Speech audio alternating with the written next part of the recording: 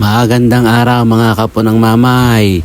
Kung kayo ay hindi pa nakakakita ng pagluluto ng puto bumbong, Wow! ay arihaw aking ipapakita.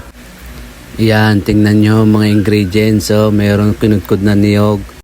Ay akin nga pala munang ipapakita sa inyo ang aking kasama. Ayan ang aking anak na bunso, ang aking anak sa binyag, ang aking misis.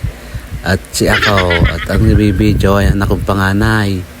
Yan meron din bibingka.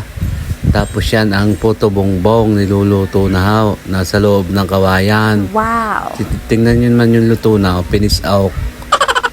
Parang kakasarap talaga niyan. Tapos nilagyan ng star margarine. Ay ayos na ayos.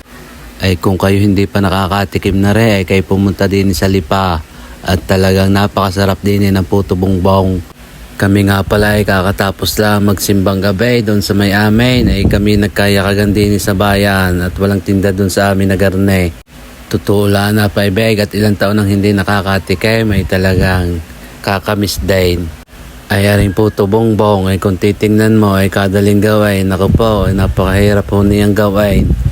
Ay tingnan nyo na lang meron din special niya, nilalagyan ng leche flan at gatas at kinudkod na niyog. Super sarap talaga.